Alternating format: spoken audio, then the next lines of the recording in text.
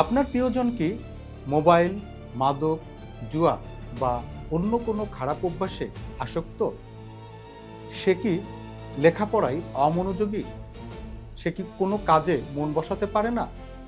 তাহলে আজকের এই ভিডিওটি হতে পারে সেই সমস্ত সমস্যার সমাধান।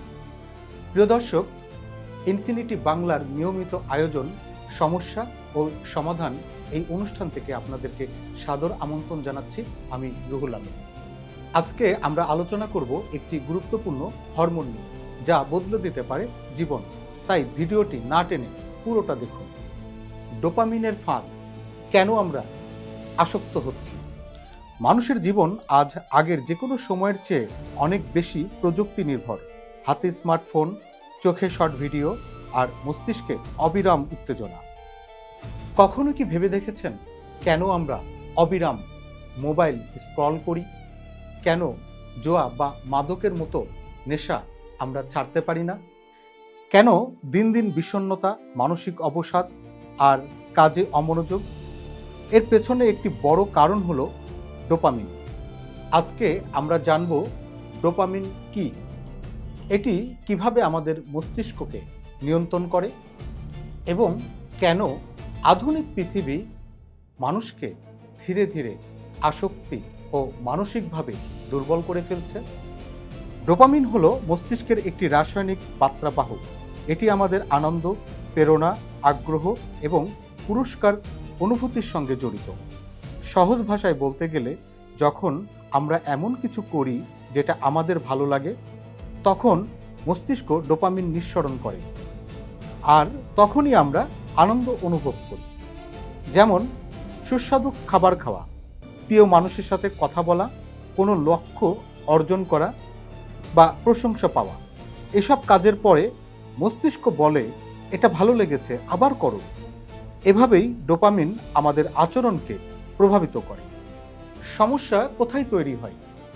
সমস্যা হয় যখন মানুষ স্বাভাবিক আনন্দ ছেড়ে দ্রুত আনন্দের পেছনে ছুটতে শুরু করে।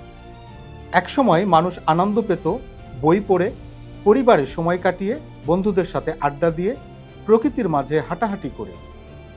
কিন্তু এখন একটি শর্ট ভিডিও, একটি নোটিফিকেশন, একটি লাইক বা একটি অনলাইন বাজি মুহূর্তের মধ্যে মস্তিষ্কে ডোপামিনের ঝড় তৈরি করে, আর মস্তিষ্ক দ্রুত সেই উত্তেজনার প্রতি আসক্ত হয়ে পড়ে। মোবাইল আসক্তি কিভাবে তৈরি হয়? আজকের সোশ্যাল মিডিয়া প্ল্যাটফর্মগুলো এমনভাবে তৈরি করা হয়েছে যাতে মানুষ যত বেশি সম্ভব সময় সেখানে কাটায়। প্রতিটি স্ক্রলেই নতুন ভিডিও, প্রতিটি ভিডিওতেই নতুন উত্তেজনা। মস্তিষ্ক বুঝে যায়, আরেকটা ভিডিও দেখলে হয়তো আরও মজা পাবো। এভাবেই মানুষ ঘন্টার পর ঘন্টা স্ক্রল করতে থাকে। ফলে ধীরে ধীরে মনোযোগ কমে যায়, ধৈর্য নষ্ট হয়, বাস্তব জীবনের কাজ বিরক্তকর মনে হয়। ফলে পড়াশোনা, কাজ বা পরিবার সব কিছুতেই আগ্রহ কমে যেতে শুরু করে। কেন কাজে মন বসে না? ডোপামিনের একটি বড় কাজ হচ্ছে মোটিভেশন বা কাজের আগ্রহ সৃষ্টি করা।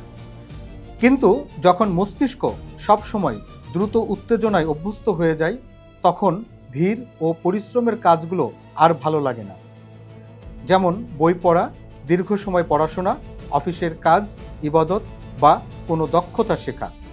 কারণ এগুলোতে দ্রুত আনন্দ নেই। ফলে মানুষ অনুভব করে কোনো কিছুতেই মন বসছে না। বিষণ্ণতা ও মানসিক অবসাদের সাথে সম্পর্ক। অনেকেই ভাবেন বেশি আনন্দ মানেই বেশি সুখ, কিন্তু বাস্তবতা ঠিক উল্টো। অতিরিক্ত ডোপামিন উত্তেজনা মস্তিষ্কের স্বাভাবিক ভারসাম্য নষ্ট করে দেয়। একসময় মস্তিষ্ক আগের মতো আনন্দ অনুভব করতে পারে না। তখন ছোট ছোট বিষয় ভালো লাগে না, আগের শখগুলো বিরক্তকর লাগে, মন খালি খালি লাগে, মানুষ একাকী অনুভব করে। এভাবেই ধীরে ধীরে তৈরি হতে পারে মানসিক অবসাদ, উদ্বেগ, বিষণ্ণতা, এমনকি আত্মবিশ্বাসহীনতা। মাদকাসক্তি ও ডোপামিন। মাদক সবচেয়ে ভয়ঙ্করভাবে ডোপামিন সিস্টেমকে আঘাত করে। মাদক গ্রহণের পর মস্তিষ্কে অস্বাভাবিক মাত্রায় ডোপামিন নিঃসরণ হয়, যা স্বাভাবিক আনন্দের তুলনায় কয়েক গুণ বেশি। ফলে মানুষ সাময়িকভাবে আনন্দ, উত্তেজনা বা বাস্তবতা ভুলে থাকার অনুভূতি পাই। কিন্তু সমস্যা হলো মস্তিষ্ক ধীরে ধীরে সেই অতিরিক্ত উত্তেজনার সাথে মানিয়ে নেয়। তখন একই আনন্দ পেতে আরও বেশি মাদক প্রয়োজন হয়। আর এভাবেই তৈরি হয় ভয়াবহ আসক্তি। একসময় মানুষ আর আনন্দের জন্য না, বরং কষ্ট কমানোর জন্য মাদক নেয়।